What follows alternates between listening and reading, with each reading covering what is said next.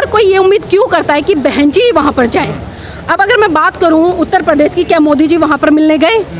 क्या मोदी जी मिलने गए हाथरस की घटना पर? अगर मोदी जी वहाँ पर जाते तो शायद लोग उनकी वाहवाही कर रहे होते। या योगी जी वहाँ पर गए? योगी जी वर्तमान में सीएम है, योगी जी को जाना चाहिए था। जो वहाँ की महिला आयोग की मंत्रिमंडल की अध्यक्ष है उसको जाना चाहिए था। उत्तर प्रदेश की सरकार से ना तो योगी की तरफ से कोई गया, ना ही महिला आयोग की तरफ से गया, और ना ही मोदी सरकार की तरफ से कोई भी प्रतिनिधिमंडल ऐसा नहीं गया।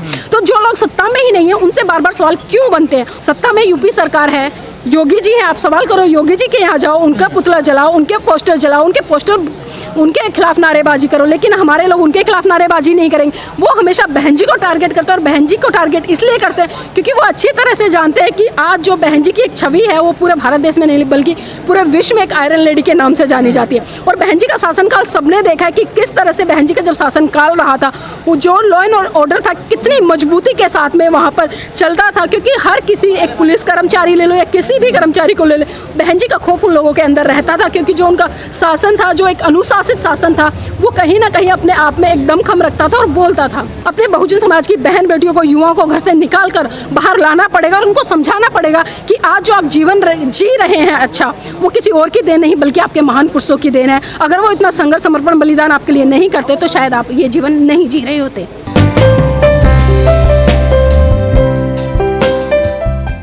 आज मान्यवर साहब को लोग याद कर रहे हैं, उनकी पुण्यतिथि है, लेकिन एक तरफ देखा जा रहा है यूपी में कुछ लोग बाबा साहब के, मान्यवर काशीराम के और बहन मायावती के भी पोस्टर जला रहे हैं। कैसे देख रही है दोनों चीज़ों को? देखिए, इन दोनों घटनाओं की मैं देखूं, अगर आज का जो दिन है, साहब मान्यवर काशीराम जी का परिनिर्वाण दिवस हुआ था 9 अक्टूबर सन 2006 को, और यही आखिरी दिन था कि वो इस बहुजन समाज को रोता बिलखता छोड़ गए थे। अगर वहीं आज उनके संघर्ष, समर्पण, बलिदान की बात करें तो जो लोग उनके संघर्ष के कारण, चाहे वो राजनीतिक सत्ता में आए या उन्होंने सांसद का चुनाव लड़ा या अन्य चुनाव लड़ा, तो उसी घटना का एक जीता जागता उदाहरण अभी हमने आगरा के उत्तर प्रदेश में भी देखने को मिला है कि किस तरह से कुछ बहुजन समाज के लोगों ने बहन जी का जो पोस्टर है उसको जलाने का काम किया, और साथ के साथ में जो बहुजन समाज पार्टी है उसका झंडा जलाने का काम किया। देखिए, इस घटना की मैं बिल्कुल ही निंदा करती हूँ, ऐसा बिल्कुल भी नहीं होना चाहिए।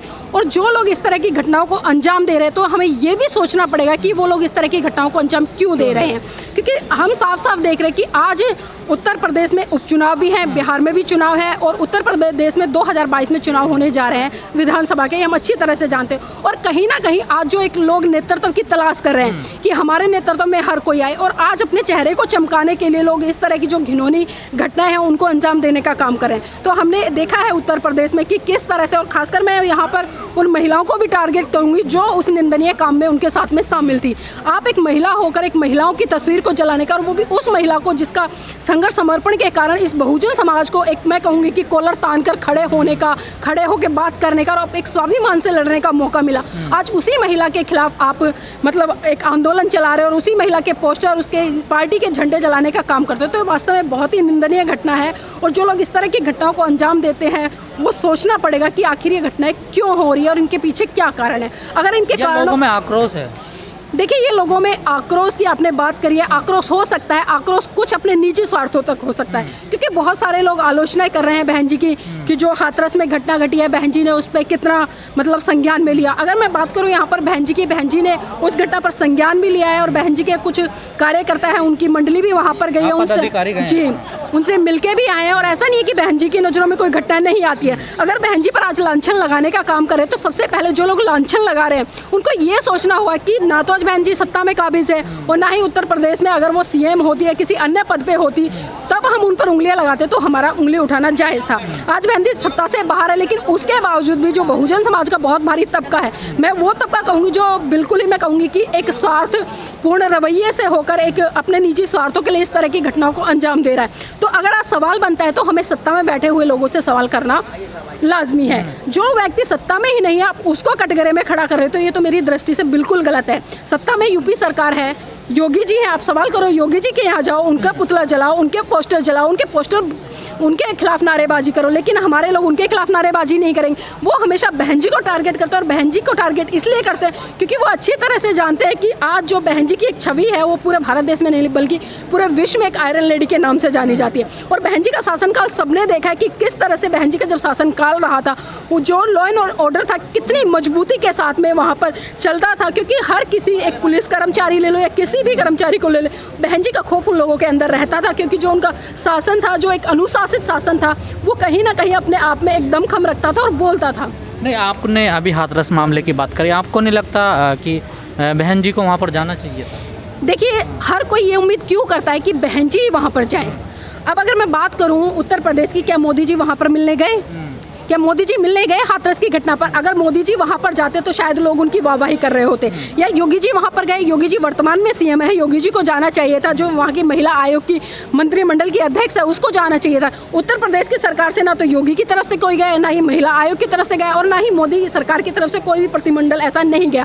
तो जो लोग सत्ता में ही नहीं है, उनसे बार बार सवाल क्यों बनते हैं? और ये तो मूर्खता है कि जो लोग सत्ता में नहीं है। दलित समाज तो नेता मानता है ना अपने। देखिए, बहन जी को तो नेता मानता है, बहन जी की नज़रों में हर घटना अच्छी तरह से होती है और बहन जी उन पर संज्ञान भी लेती है। लेकिन जब हमारे पास में पावर नहीं है तो हम क्या कर सकते हैं, बताइए? आप खुद बताइए। आज मेरे हाथ में पावर नहीं है और मैं आपको ये कहूँ, आप मुझे ये कहो कि नीलम जी आप मेरा ये काम करा दी, मेरे हाथ में पावर नहीं तो मैं कैसे करा दूँ? हमारा समाधान योगी के पास है, हमारा समाधान जितनी भी घटनाएं हो रही हैं देश में, वो देश के प्रधानमंत्री के पास है। लेकिन हमारे लोग उनसे सवाल नहीं पूछेंगे, उनको कटघरे में नहीं। पावर तो राहुल गांधी प्रियंका के पास भी नहीं ना, वो लोग तो गए ना मिलने। देखिए, वो लोग मिलने गए, लेकिन आप ये भी देखिए कि वो लोग मिलने कब गए और किन हालातों में गए और कैसे गए। हमें सारी चीज़ों का एनालाइजेशन करना होगा। हम अच्छी तरह से जानते हैं कि अगर चाहे हम कांग्रेस पार्टी की बात करें या भारतीय जनता पार्टी की बात करें, एक सांपनाथ है, एक नागनाथ है। हमें पता चलता है कि जब किसी तीसरे को राजनीति में नहीं आने देता तो तब इन दोनों पार्टियों का जो गेम है गुल्ली डंडे का, वो शुरू होता है। वो उसको प्रमोट करता है, वो उसको प्रमोट करता है। समाज तो कहीं ना कहीं अपनाने लगा सांपनाथ को, नागनाथ को। देखिए, समाज की गलती है जो समाज इस तरह से इनके अंदर जा रहा है। इनके अंदर भले समाज के हमारे बहुत सारे बुद्धिजीवी लोग जा रहे हैं और भले वो अपने आप में बुद्धिजीवी होंगे, लेकिन अगर हम एक मिशन मूवमेंट की बात करें, मिशन मूवमेंट के तहत उन लोगों का एनालाइजेशन करें, तो मैं बिल्कुल भी उन्हें पढ़े लिखे नहीं कहूँगी। क्योंकि बाबा साहब हमेशा एक बात कहा करते थे कि मैं बुद्धिजीवी या पढ़ा लिखा व्यक्ति उस व्यक्ति को मानता हूँ जो अपने दुश्मन की पहचान करता है। लेकिन आज बहुजन समाज में इतने सारे नेता पनप रहे हैं, ना तो वो ये आकलन कर पाते कि सामने वाली पार्टी है वो हमारी हितैषी है या हमारी किस तरह से विद्रोही है। क्योंकि हम देख रहे हैं कि जब से पिछले 7 साल का मैं रिकॉर्ड की बात करूंगी, मैं पीछे नहीं जा रही 50 साल में, मैं सिर्फ 7 साल की बात करूंगी। 7 साल में जिस तरह से इस बहुजन समाज के ऊपर अत्याचार शोषण हो रहा है, या युवाओं की बात करूं या महिलाओं की बात करूं या इस देश का जो पढ़ा लिखा युवा है उसके ऊपर की बात करूं, या मैं पर्टिकुलर एक जो माइनॉरिटी समाज में आता है मुस्लिम समुदाय, जैसे कि आपने एनआरसी का मुद्दा कितना गरमाया हुआ था, तो आप देख सकते हैं कि लगातार इस देश में जो एक दबा कुचला तबका है उसको ही दबाने का काम किया जा रहा है। और दबाने का काम जो सरकार में बैठे लोग हैं, क्योंकि हमें पता है ना तो वो हमारी आइडियोलॉजी से बिलोंग करते हैं और ना ही इस देश का बहुत बड़ा जो तबका है उसकी आइडियोलॉजी से बिलोंग करते हैं। और वो बिल्कुल ये नहीं चाहते कि इस देश का जो बहुत बड़ा तबका है उसका विकास हो या वो आगे बढ़े। क्योंकि मोदी जी है, मोदी जी की पार्टी हमेशा बात तो करती है कि सबका साथ सबका विकास, लेकिन किस तरह से सबका साथ और सबका विकास हो। कई लोग यहाँ पर भी अभी मौजूद हैं जो बीएसपी की नीतियों के खिलाफ हैं। देखिए, आपने बिल्कुल सही कहा, वो उनका पर्सनल व्यक्तित्व हो सकता है। अब मेरी किसी से कोई पर्सनल बात हो सकती है, मैं किसी पार्टी से पर्सनली हो सकती हूँ, लेकिन जब संगठन की बात आती है और संगठन का, तो देखिए अगर हम संगठन में है तो हमारा दायित्व बनता है। हमारी पार्टी 1% हो सकता है कहीं गलत हो, और मैं ये नहीं कहती कि पार्टी गलत होती है, पार्टी कोई भी गलत नहीं होती। गलत वो लोग होते हैं जो उसको गलत मंशा से चलाते हैं। बाबा साहब ने संविधान जब कॉन्स्टिट्यूशन को सौंपा था पूरे मंत्रिमंडल को, उन्होंने कहा था कि किसी भी देश का संविधान अच्छा या बुरा तब हो सकता है अगर उसको चलाने वाले सही मंशा के हो। अगर सही मंशा के चलाने वाले होंगे तो उस देश का संविधान अच्छा होगा। तो वही सेम चीज़ यहाँ पर पार्टियों पर भी लागू होती है। पार्टी कोई बुरी नहीं होती, बुरी होती है उसकी आइडियोलॉजी। अगर मैं बात आइडियोलॉजी की करूँ तो आप सबको पता है कि जो भारतीय जनता पार्टी है उसकी आइडियोलॉजी क्या है। वो इस देश में सिर्फ हिंदू राष्ट्र स्थापित करना चाहती है, हिंदुओं की बात करती है और वो इस देश को हिंदू राष्ट्र बनाना चाहती है। अब मुझे एक बात बताइए, क्या पूरे देश को हिंदू राष्ट्र बनाएंगे? इस देश में मुस्लिम भी रहते हैं, सिख भी रहते हैं, ईसाई भी रहते हैं, बौद्ध भी रहते हैं, जैन भी रहते हैं। तो किस आधार पर ये कहते हैं कि हम भारत को विश्व गुरु हिंदू राष्ट्र बनाएंगे? वहीं दूसरी तरफ अगर मैं कांग्रेस की बात करूं तो कांग्रेस की कोई आइडियोलॉजी है ही नहीं।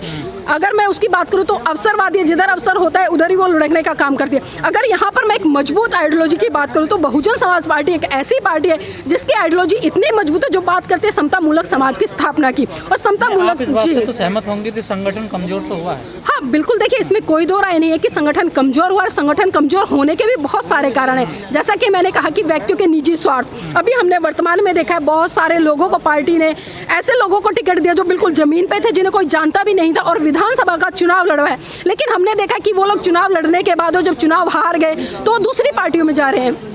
तो कहीं ना कहीं ये लोग अवसरवादी है, जब अवसर पड़ता है तब बहुजन समाज पार्टी में आते हैं और जैसे ही इनके स्वार्थों की सिद्धि होती है फिर वो दूसरे की पार्टियों में घुसने का काम करते हैं। तो बहुजन मूवमेंट है वो बिल्कुल कमजोर हो रहा है, इसमें कोई दो राय नहीं है और उसका कारण यही है कि निजी स्वार्थ। कैसे जोड़ा जाए फिर इसको? देखिए, इसका जोड़ने का वही कारण है जो साहब मान्यवर काशीराम जी का एक कैडर हुआ करता था, वो कैडर आज हम देख रहे हैं कि वो धरातल से बिल्कुल खत्म हो गया है। तो जरूरत है उस कैडर को जिंदा करने की, क्योंकि जब तक वो कैडर जिंदा नहीं होगा, जब तक लोगों को वो ऑक्सीजन नहीं मिलेगी, तब तक लोग अपने जीवन को एक स्वाभिमान के साथ में, एक सम्मान के साथ में नहीं जी पाएंगे। अगर संगठन यहाँ पर बहुजन समाज पार्टी को अपना मजबूत करना है तो जरूरत है उस साहब मान्यवर काशीराम जी के कैडर की। उस कैडर को घर घर तक पहुँचाना होगा, अपने बहुजन समाज की बहन बेटियों को, युवाओं को घर से निकाल कर बाहर लाना पड़ेगा और उनको समझाना पड़ेगा कि आज जो आप जीवन जी रहे हैं अच्छा, वो किसी और की देन नहीं बल्कि आपके महान पुरुषों की देन है। अगर वो इतना संघर्ष, समर्पण, बलिदान आपके लिए नहीं करते तो शायद आप ये जीवन नहीं जी रहे होते।